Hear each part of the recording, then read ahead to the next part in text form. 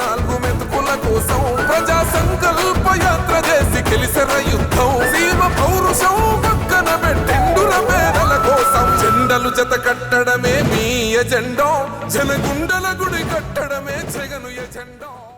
నమస్తే, welcome to Sakshi. This is Durga. పేదరికం, పర్యావరణ కాలుష్యం, సామాజిక వివక్ష ప్రపంచాన్ని పట్టి పీడిస్తోన్న సమస్యలు బోలెడు. ఒక పద్ధతి ప్రకారం ఈ సమస్యలన్నీ సమసిపోయేలా చేసేందుకు ఐక్యరాజ్య సమితి 10 ఏళ్ల క్రితమే కంకణం కట్టుకుంది. ఈ భూమి సుస్థిరాభివృద్ధికి ఆ 17 లక్ష్యాల సాధన అత్యవసరమని నిర్ణయించింది. సస్టైనబుల్ డెవలప్మెంట్ గోల్స్, క్లుప్తంగా SDG గోల్స్ అనే లక్ష్యాలకు 2019 నుంచి 2024 మధ్య కాలంలో ఆంధ్రప్రదేశ్ ముఖ్యమంత్రిగా వైఎస్ జగన్ ప్రవేశపెట్టిన నవరత్నాలకు అతి దగ్గర సంబంధం ఉంది. ఒక్కో పథకం వెనుక ఏ సస్టైనబుల్ డెవలప్మెంట్ గోల్ లక్ష్య సాధన ఉందో తెలుసుకోవాలనుందా? వైఎస్ఆర్ రైతు భరోసా. ఈ పథకం వ్యవసాయాన్ని లాభసాటిగా మార్చి రైతులకు భరోసా కల్పించడంపై దృష్టి పెడుతుంది. ఆశల జూదంగా ఉన్న వ్యవసాయాన్ని మళ్లీ గాడిన పెట్టడమే ఈ పథకం ప్రధాన ఉద్దేశం. ఏటా రైతులకు 13,500 చొప్పున పెట్టుబడి సాయం అందించడం ద్వారా పంటల సాగును సులభతరం చేశారు. గత 5 ఏళ్ల కాలంలో సుమారు 50 లక్షల మంది రైతులు ఈ పథకం ద్వారా లబ్ధి పొందారని అంచనా. ఐక్యరాజ్య సమితి లక్ష్యాల్లో భాగంగా ఈ పథకం ద్వారా పేదరిక నిర్మూలన, ఆకలి లేని ప్రపంచం, బాధ్యతాయుతమైన ఉత్పత్తి, వినియోగం వంటి లక్ష్యాలను సాధించడానికి కృషి జరుగుతోంది. వైఎస్ఆర్ ఆరోగ్యశ్రీ. ఆంధ్రప్రదేశ్ రాష్ట్ర ప్రజలందరికీ నాణ్యమైన ఆరోగ్య సేవలను అందుబాటులోకి తెచ్చేందుకు ఈ పథకం దోహదపడుతుంది. వైద్య సాయం విషయంలో వార్షిక ఆదాయం 5 లక్షల వరకు ఉన్న కుటుంబాలకు ఏడాదికి 25 లక్షల వరకు ఉచిత వైద్య ఖర్చులను ప్రభుత్వం భరించింది.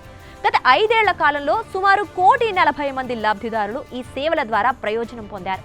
ఐక్యరాజ్య సమితి లక్ష్యాలలో అందరికీ ఆరోగ్యం, సంక్షేమంతో పాటు సమాజంలో అసమానతల తొలగింపు లక్ష్యాలను ఈ పథకం ప్రతిబింబిస్తోంది. మొట్టమొదటిసారిగా ప్రివెంటివ్ కేర్ అన్నది దేశానికే పరిచయం చేస్తా ఉన్నాం విలేజ్ క్లినిక్స్ ద్వారా.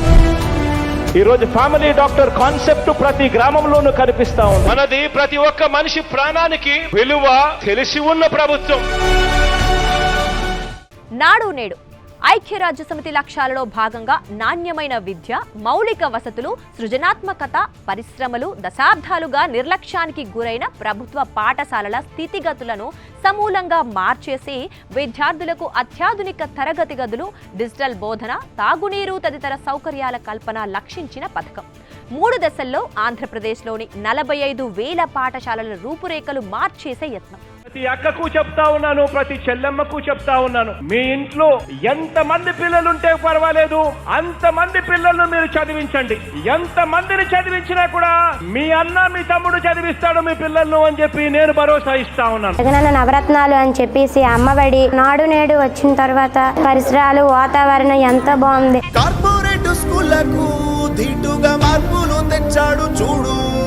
పిల్లల బంగారు భవితకు జగనుడు మేనమామలా మారినాడు. వైఎస్ఆర్ పెన్షన్ కానుక. ఐక్యరాజ్య సమితి లక్ష్యాలలో భాగంగా పేదరిక నిర్మూలన, అసమానతల తొలగింపు, రాష్ట్రంలోని వృద్ధులు, వితంతువులు, దివ్యాంగులతో పాటు అర్హులైన ఇతరులకు నెల నెలా ఆర్థిక సాయం అందించేందుకు ఏర్పాటు చేసిన పథకం 5 ఏళ్ల కాలంలో సుమారు 65 లక్షల మంది ఈ పథకం ద్వారా లబ్ధి పొందారు. వాలంటీర్ల వ్యవస్థ పుణ్యమా అని బీదాబిక్కి వృద్ధుల ఇళ్ల వద్దకే పెన్షన్ సొమ్ము అందింది. జగనన్న విద్యా దీవెన, వసతి దీవెన. ఐక్యరాజ్య సమితి లక్ష్యాలలో భాగంగా నాణ్యమైన విద్య, లింగ సమానత్వం, విద్యార్థుల ఫీజు రీయింబర్స్మెంట్తో పాటు నివాసానికి కూడా ఆర్థిక సాయం అందించేందుకు ఉద్దేశించిన పథకం. మగ పిల్లలు, ఆడపిల్లలు అన్న తేడా లేకుండా అందరికీ ఈ పథకం వర్తింపజేశారు.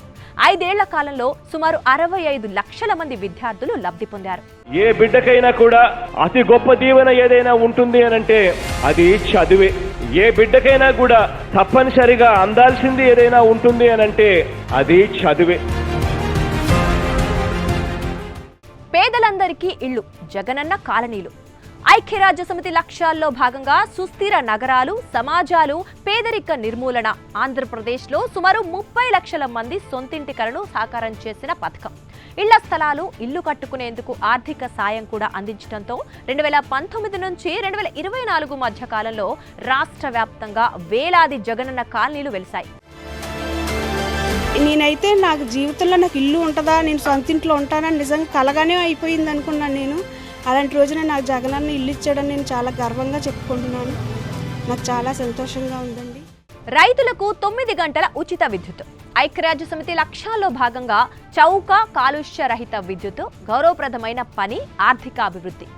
కరెంటు కోతలతో వ్యవసాయానికి జరుగుతున్న నష్టానికి చెక్ పెట్టిన పథకం. పగటిపూటే 9 గంటల పాటు విద్యుత్ సరఫరా, అది కూడా ఉచితంగా. రాష్ట్ర వ్యాప్తంగా 18 లక్షలకు పైగా రైతులు లబ్ధి పొందారు. పేదింటితో పేగు బంధమే పెనవేసుకున్నాడు జగనన్నరా, మురిసిపోయేల రాజన్నరా. పేదొల్ల పెదవుల్లో నవ్వులే నింపిండు, తుడిసిండు కన్నీళ్లురా, కష్టాల తోడై నిలిసిండురా. ఆనందాలతో అమ్మ ఒడి నింపి తుడిసిండురా కంట తాడి. అవ్వ తాతలకే పెద్ద కొడుకై కంసోన మెతుకైనాడో, కంటి నిండా కునుకైనాడో. మహిళా సాధికారత. ఐక్యరాజ్య సమితి లక్ష్యాల్లో భాగంగా లింగ సమానత, పేదరిక నిర్మూలన. పేదలు చదువుకునేందుకు అడ్డంకిగా మారిన పేదరికాన్ని తొలగించే లక్ష్యంతో మొదలైన పథకం.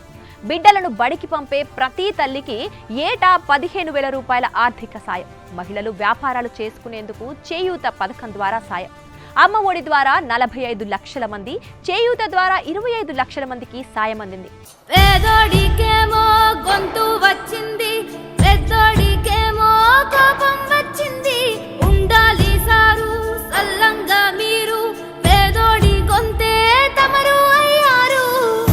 నిలబడ్డాడు పేదవాడురా, అండాదండా జగను సారురా.